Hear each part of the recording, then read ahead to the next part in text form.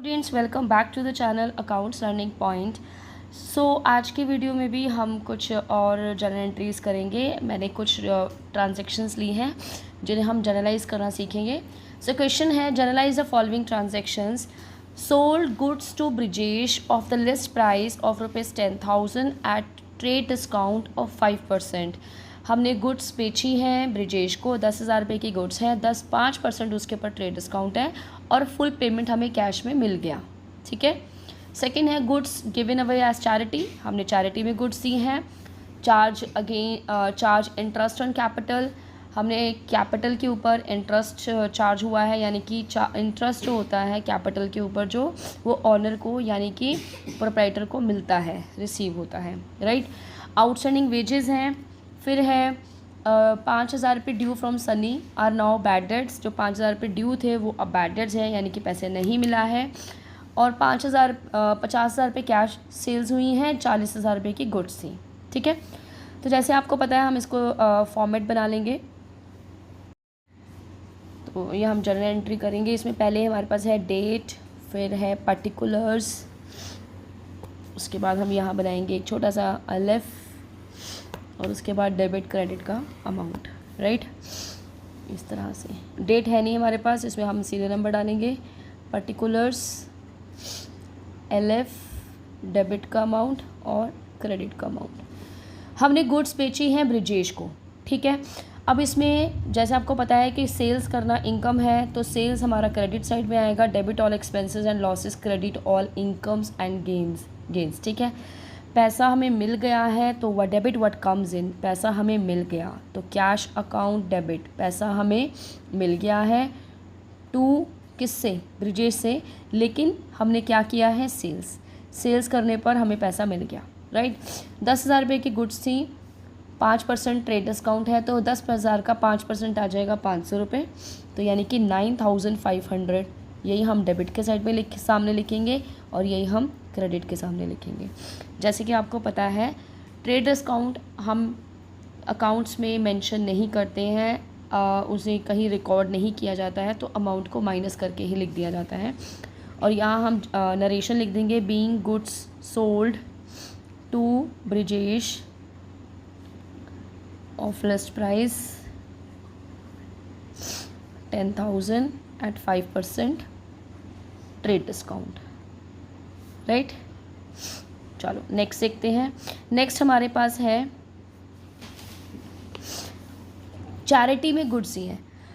जब हम गुड्स खरीदते हैं तो परचेजेस अकाउंट डेबिट आता है, क्योंकि हम गुड्स खरीदते हैं तो हमारे पास एक तरह से हम खर्चा करते हैं, इसको हम एज अ एक्सपेंस लेते हैं। बट अगर एक पॉइंट ऑफ व्यू से देखें कि गुड्स हमारे पास आ रही हैं, ठीक है, तो इसलिए भी उसको हम डेबिट करते हैं। अब यहाँ पर हम चैरिटी दे रहे हैं तो चैरिटी एक तरह से एक एक्सपेंस है, ठीक है, तो वो तो आ जाएगा हमारा डेबिट साइड में।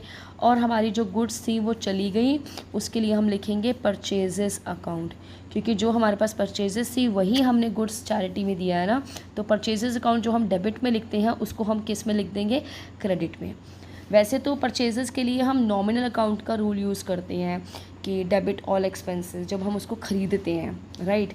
लेकिन यहाँ पर परचेजेस जो है हम उसको इसमें मिलेंगे कि हमने गुड्स दे दी, गुड्स चली गई, ठीक है, एज अ चैरिटी चली गई, राइट। कितने रुपए की, 1,000 रुपये की। नेक्स्ट देखते हैं इंटरेस्ट ऑन कैपिटल। 5 लाख के ऊपर 7% इंटरेस्ट है, 5 लाख का 7% निकालेंगे 35,000 आएगा, ठीक है। अब interest on capital is the expense for the firm, business के लिए, फर्म के लिए एक्सपेंस है, तो इंटरेस्ट ऑन कैपिटल जो आएगा वो आएगा डेबिट साइड में, ठीक है। अब ये किसके ऊपर चार्ज हुआ है, ऑब्वियसली कैपिटल के ऊपर, तो यहाँ लिखा जाएगा टू कैपिटल अकाउंट। कितना अमाउंट आ जाएगा, 35,000 और 35,000, ठीक है, क्योंकि जो इंटरेस्ट ऑन कैपिटल होता है वो एक्सपेंस होता है फर्म के लिए, और टू कैपिटल अकाउंट आ जाएगा क्योंकि कैपिटल के अंदर ही ये ऐड भी हो जाता है, ठीक है, क्योंकि ये प्रोप्राइटर का ही होता है, मालिक का होता है। आउटस्टैंडिंग वेजेस, आउटस्टैंडिंग का क्या मतलब है? आउटस्टैंडिंग का मतलब है ऐसा वेजेस है जो अभी आउटस्टैंडिंग है, यानी कि हमने पेमेंट नहीं किया है। तो अगर हम उसको पेमेंट नहीं कर रहे हैं बट वो हमारा एक्सपेंस तो है ना, तो वेजेस जो है वो हमारा वेजेस अकाउंट हमारा हो जाएगा डेबिट 3,000 रुपये से, कि वेजेस जो है वो 3,000 रुपये और खर्चे के हैं, लेकिन वो किस चीज़ के हैं? टू आउटस्टैंडिंग वेजेस आएगा। अब इसमें हम एक चीज़ और समझेंगे।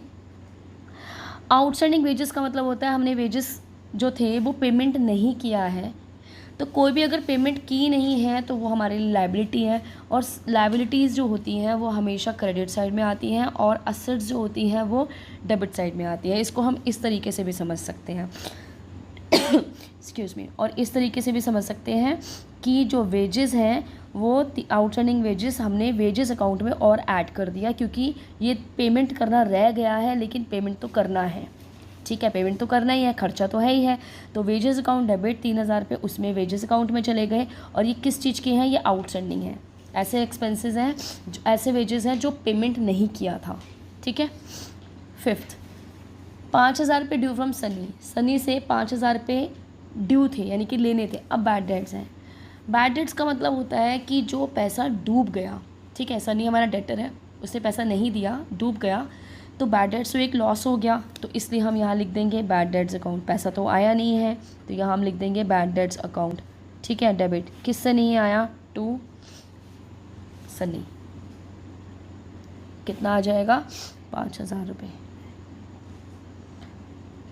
अब इसके बाद हमारी लास्ट है 50,000 रुपये की हमने सेल्स की है, कैश सेल्स की हैं 40,000 रुपये की। तो सिंपल सी बात है, हमने कैश अकाउंट डेबिट, हमारे पास पैसा आ गया, कितना आ गया? 50,000 रुपये आ गया। क्यों आया है? हमने सेल्स किया है, टू सेल्स अकाउंट, सेल्स हमारी इनकम होती है, राइट। तो आई होप आपको समझ में आ गया होगा। इसी तरह की और जर्नल एंट्री और ट्रांजेक्शन्स लेके मिलते हैं नेक्स्ट वीडियो में।